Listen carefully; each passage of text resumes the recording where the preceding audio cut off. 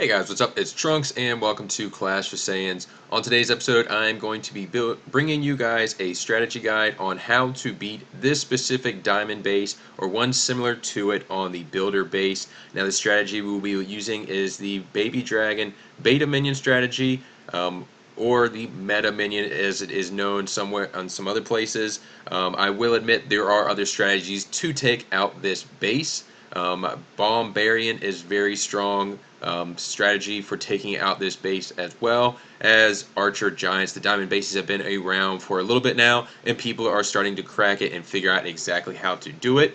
I'm up around 3,700, 4,000 trophies in that area, and I still see diamond bases all the time, just because people are finding them on the internet and running them.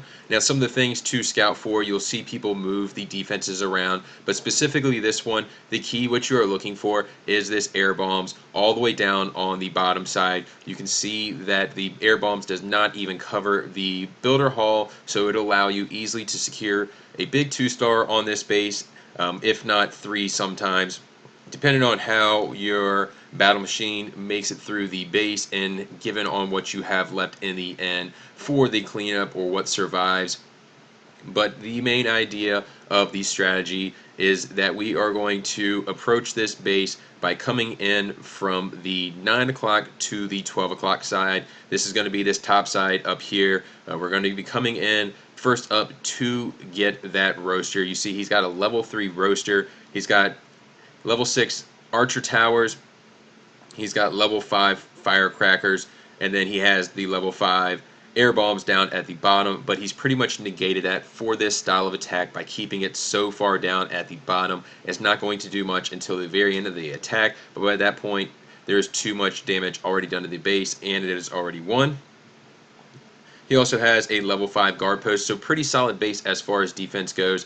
In the end, on the replay, you're going to see, once we start walking through it, that I'm able to secure an 89% 2-star on this base, which is very good odds for you to get a win if you're able to pull that off. Most people are securing around 65 to 80% 2-stars. Once in a while, they will get a 3-star given the base, but knowing that people are running this, being able to just crack it and take it out very easily is going to be the key. Now, why are we going to want to attack this base from the 9 o'clock to the 12 o'clock side? Given that we have minions, instead of just spamming them from the 9 o'clock all the way around the 3 o'clock, coming in on 2 sides. Now, if you're going to do that, you're actually going to end up probably failing and not getting much done, because the main reason is you're going to be taking on this both these firecrackers at the same time as your beta minions start working in, and then your baby dragons are also going to be spread out, so you're going to have little tanking from them. They don't have that much health, but they can provide tanking for long enough for your minions to be able to get in there. The main building that your minions need to take out is going to be this roaster. So how are we going to take out that roaster? First off, we are going to start by using our battle machine to come in at the 10 o'clock side, get through that wall, and then he's just going to start taking out some of those buildings on the top side as he gets through. And at the same time, we are going to bring our baby dragons from 9 all the way up to the 12 o'clock position, mainly having at least 2 of them down between 9 and 10, and then the second one, or the third one I mean, up by the 12, 11 o'clock side, so that way he is following in behind the battle machine. That's going to give you 3 tanks, 2 tank for that roaster. Also, your baby dragons will go in first, and if there are any big bombs, air bombs, the little traps just sitting on the outside of this base, the baby dragons will take them out before your beta minions get in there. And then your beta minions are going to come in behind your baby dragons and your battle machine, start taking out all of the trash on the outside, and then begin working on taking out that roaster, archer tower, and then getting in there and taking out those firecrackers. The firecrackers can take out the beta minions in 1 to 2 shots. Same thing with the archer towers, given on what level they are. So it will take them a very long time to work through all 40 some of the beta minions that we are going to have in this attack. So the roaster is the one thing that can deal tons of damage to your beta minions. Also, taking on those firecrackers one at a time, or just stagger the timing that you're going to take them on, also helps to provide you with additional time. So we'll go ahead, now that we kind of have the idea down, and jump into the replay. I'll play it multiple times for you guys just so you can see how it plays out, see the strategy of what to do. But basically, like I said, we are going to start off. You can see I'm switching around troops because I recognize that air bomb's so far down on the bottom side. But come in with that battle machine, pop that ability instantaneously, so that way it's already working to restore itself if you have that ability. You see the baby dragons now coming in on the bottom side, providing multiple sets of tanking, and then the beta minions coming in. You can do multiple finger drop, you can do a line drop. I don't care how you get them down, just get as many as you can down as quick as possible so they are able to get in there. But you see the battle machine is basically tanking that firecracker, or not firecracker, the roaster all the way across the base as the baby dragons and the beta minions get in there. And now it is just the firecrackers, the Archer Tower, and the Tesla trying to catch up. But at this point, there are too many beta minions, and it's taking too many hits for them to be able to do anything. And the beta minions are able just to work through the base.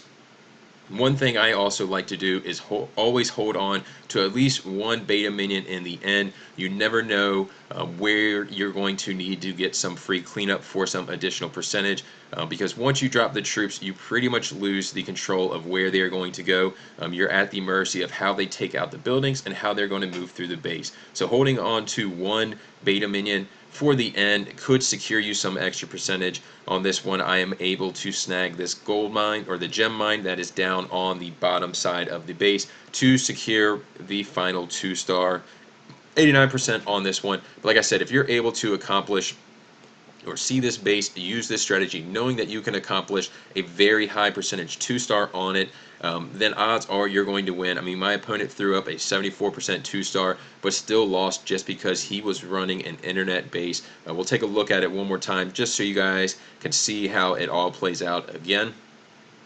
But once again, you can watch the battle machine, how he tanks this roaster throughout the whole base.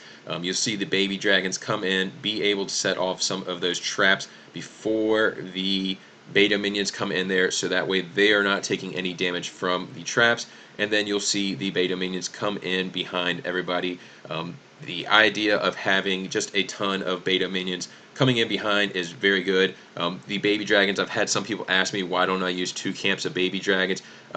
The baby dragons are good for their raged ability. Once you have the minions come in behind them, they lose that raged ability, and so you're going to lose out on a ton of DPS. And that is kind of the idea of this strategy, is that you're going to swarm this base with tons of DPS and be able to just work through it extremely fast before the defenses can catch up with the amount of troops that you're bringing. That's kind of the idea behind it, and that's what makes it work on this base. Also, being able, like I said, save that minion in the end, so that way you can pick up any last percentage.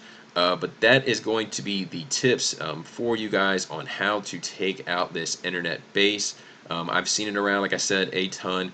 I see it all the time, and I pretty much use the same strategy on it every time that I see it. And most of the time, I would say 9 times out of 10, I'm coming out with a victory, unless my opponent can somehow pull off the 3-star on my base.